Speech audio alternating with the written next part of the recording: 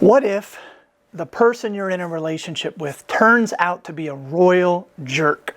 You've tried everything, you thought they probably were one way, but now the longer you're around them, you start to see they are a royal jerk. What do you do?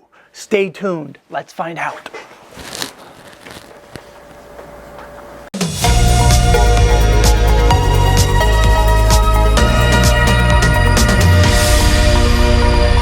When we meet somebody, right, in the beginning, we try to give the other person the benefit of the doubt. So if somebody's new and they do something that just like rubs us a little bit wrong, we kind of think, well, maybe they didn't mean to do it. Maybe that's really not like them. Maybe they're too tired. Maybe they have worked too much. We find ourselves coming up with all kinds of excuses to define why they're doing kind of what they're doing. But sometimes the longer we're with somebody, we start to see those early things that we thought were the exception have slowly morphed into becoming the norm. So now we're in a relationship with somebody that really is a jerk. What do we do? Well, it really depends upon whether it's a dating relationship or whether you're married, right? Because that adds some seriousness to it. But fundamentally, you do approach it the same way. So what you have to remember, first and foremost, is that you need boundaries. We need boundaries with every relationship. A boundary is a fence that we build around us to protect us. For instance, if you're walking down the street and somebody comes up to you and hits you in the shoulder, right, you wouldn't allow that. If someone came up to you and grabbed you, you wouldn't allow that, right? There is this buffer, kind of like this invisible space that we like to use. That's really important. That's called a boundary. We expect people to be social. Nowadays we have social distancing, but we expect people to kind of keep their space. When we have relationships with people, we have to be careful that we don't violate those boundaries. We don't let somebody treat us poorly. And in the beginning of a relationship, you're really building the foundation. So if they treat you poorly in the beginning, it will only get magnified later. It doesn't get better. I had somebody tell me a while back that they thought if they just married the person, finally things would click and be better. That's not a good reason to marry somebody. All of us, whether you're in a long-term relationship or a new relationship, we all need boundaries. Boundaries help protect us. They kind of send the signal of, this is how you can treat me. This is not how you're going to treat me, right? I don't let myself be disrespected that way. So it's really important to have boundaries.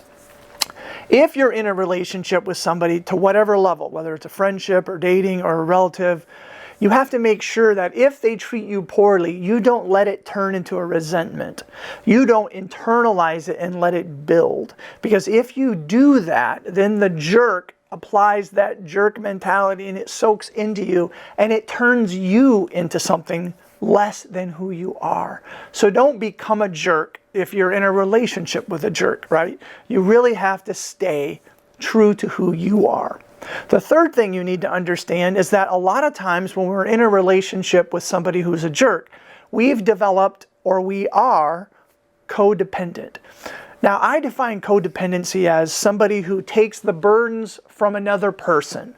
So it's usually like somebody who really cares, somebody who really likes to help people, and kind of feels like their calling or job in life is to help people. But the problem is, if you help them too much, or if you do things that they should be doing for themselves, then they start to expect you to do it. So instead of you doing something nice, now the expectation is you should always do that. You never get an off. You have to take the burden. And if you're in a relationship with somebody and you're the codependent one, every time something goes bad, it's your fault, right? You did it, no matter what it is. The person that's a jerk is always going to spin it where it seems like you did it. If you were nicer, I wouldn't be a jerk. If you would have remembered that, I wouldn't be a jerk. If you talked nicer to me, I wouldn't be a jerk. In other words, the reason I'm a jerk is because of you. And if I'm the jerk, I need you to be codependent because I need you to say, oh, I am so sorry that I treated you that way. So be careful that if you're in a relationship with a jerk, that you don't give off those codependent vibes. They're not going to help you, right? You really have to have healthy boundaries and not take on their responsibility. The fourth thing you have to do is you have to learn to communicate well. If you're not communicating your needs or how you're feeling, then potentially they can overwhelm you. So you have to learn to communicate. And there'll be another video about how to communicate better. But you try to communicate the best you can, right? Because good communication really helps us go a long way towards solving mix-ups in the relationship. The next thing you have to remember is, if you're in a relationship with a jerk and you have fear, you have to take the fear seriously. Don't minimize it, right? Your health, your mental state, your physical barrier around you has to be secure. If you feel unsafe, that's where you immediately know you need to immediately go get help. Don't allow yourself to be in an unsafe relationship with anybody, right? That's not healthy for you. And really, it's not healthy for them. So you have to make sure you maintain good, healthy boundaries. The next thing is in every relationship, you have to stay positive. It doesn't mean you have to believe what they're saying, but you have to believe in your own worth. If you don't believe in your own worth and you're in a relationship with somebody that's a jerk, they're going to stir it to where you feel like, yeah, it's my fault, I did it, because you don't view yourself as worthy. So you have to make sure you view yourself with some standard of self-respect, right? View yourself, stay positive, right? You can do it. The next thing is, sometimes you're in a relationship with a jerk and you've tried everything and it's not going better. At that point, right, if not before, get help. Talk to somebody who could talk to them, talk to somebody that might help you, go to a counselor, someone who has a different perspective. Learn how you can change this dynamic. And ideally, if your partner, if that's the jerk, wants to be in a relationship with you, you guys go together. Because what that will do is help you build a stronger relationship. Going for help, counseling, mutual friends, makes a huge difference. I'm a big believer, right, in seeking help. The next thing is, you have to be honest with yourself. If you're in a relationship with somebody that's a jerk, don't minimize it, don't ignore it. You have to be able to acknowledge it is what it is.